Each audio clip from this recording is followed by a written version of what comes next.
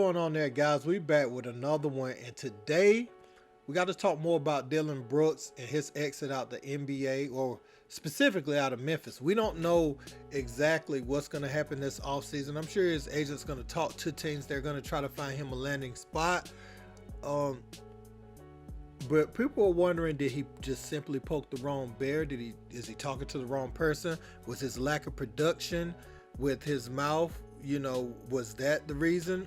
Was there some other reason, like did Memphis just need him to be the fall guy for this season, taking 2 steps back?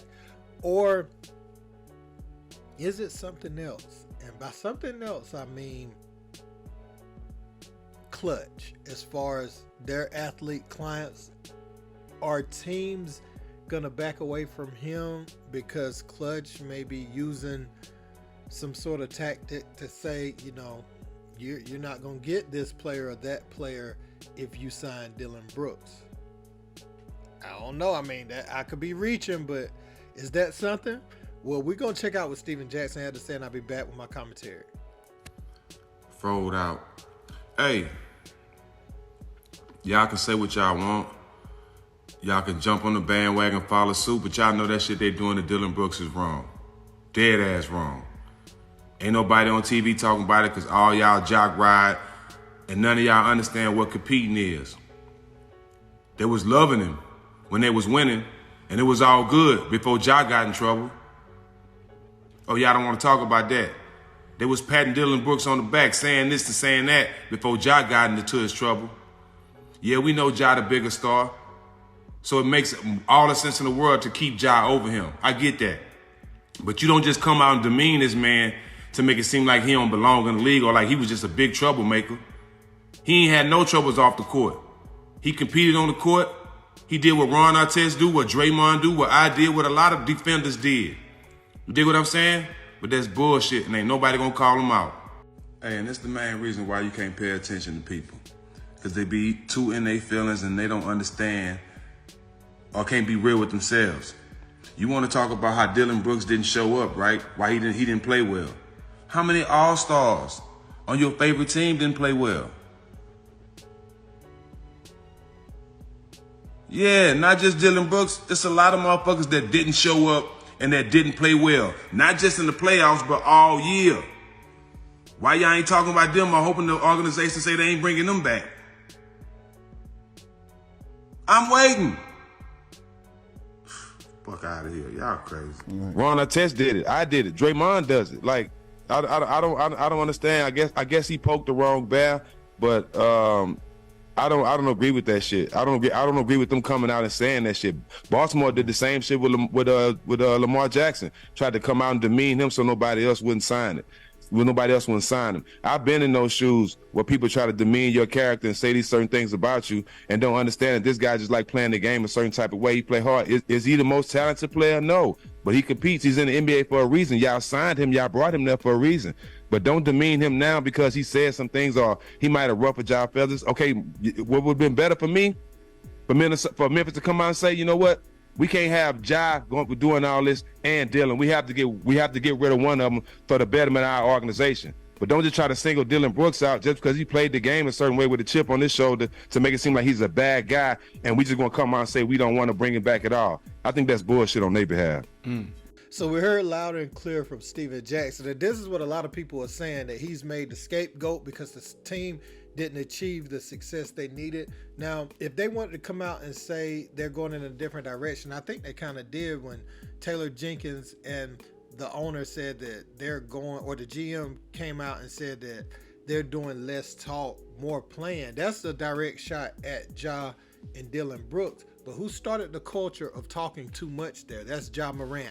And it makes sense for them, literally dollars and cents for them to keep Ja Morant over Dillon Brooks. Nobody's mad about that. Nobody's not even mad that they're not bringing Dillon Brooks back. But to come out and announce he won't be back under any circumstance, that's an agenda pushed language, that's being used there as if he was the problem in Memphis. And I think anyone with half a brain knows that that's not necessarily the entire truth. We saw what Ja did. We haven't seen Dillon Brooks pull out no guns on IG Live. Dillon Brooks hasn't beat up no 17-year-old kids. Dillon Brooks ain't rolled up to no basketball games trying to fight teenagers.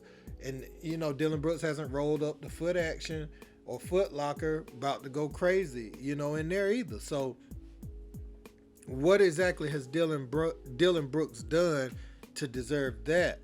You know, yes, he turned down that first contract. So if it's just business, let it just be business and don't bring him back. No need to say, or no need to leak the information that they won't bring him back under any circumstance. Because when you leak something like that, you want the public to know that you said it. Because otherwise it wouldn't be said, because nobody has any inkling on what's happening. You know, Dillon Brooks didn't mention it in his press conference, but you could tell by how he was using his verbiage and everything that he knew he wasn't going to be back. That he knew that, he said, you know, talk to his agent about that. You know, typically you have a player, you know, and Dillon Brooks prior to this, in every post-game interview or everything, he would be like, you know, we gonna come back next year. We gonna be this. We Memphis. We us. That wasn't the language he was using in his exit interview this time. And so they were always looking for his replacement. And this is one thing I've always tried to, I ain't gonna say warn him, because it ain't like I talked to him, but this is what I was saying to be cautious about. If I was in his shoes, you know, being so Memphis oriented, you aren't the focal piece of the franchise. And I've been watching basketball all my life, and we've seen players so tight knit with a team get moved around. I remember Avery Johnson was upset when his time when San Antonio was up, and this is the point guard they won their first championship with. He became expendable, remember? And he wasn't happy. He said I wish Popovich would have told me. You remember he said that? So sometimes, you know, once you can't do nothing more for the organization, it's your time to go. I just think the language they're using for Dillon Brooks is something that definitely has an agenda behind it, because it's not like you just don't want to bring him back. You're using language that makes nobody else want to bring him in, and that's where I think it gets dangerous, you know, for that man's career. Now, Dillon needs to control what he could control. Go out there, play ball, become he needs to be a phenomenal shooter. Because I ain't gonna lie, man, the way they talking about this dude and everything that's going on around the league, he may be on the summer league roster, you know, if not this year, in a year or two, trying to prove himself. We've seen a lot of vets have to go through that. So him thinking he was going to be a lifer in Memphis, I think, may mess his career up. And like I said, it's not like you fear your opponent, you know. Getting in LeBron's face, that's cool. You know, you could guard LeBron. They have a lot of power with clutch, though.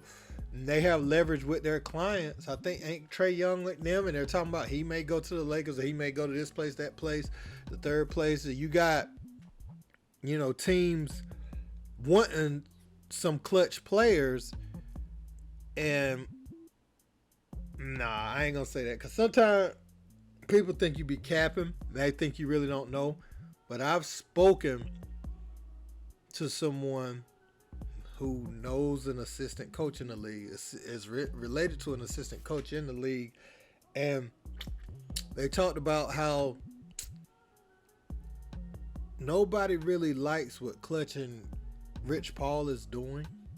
Because it's very disruptive to everything that's going on. So with that information, I'll just leave it on that level.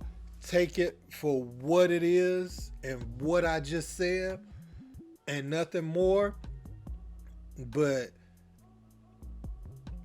they're employing some tactics that makes teams,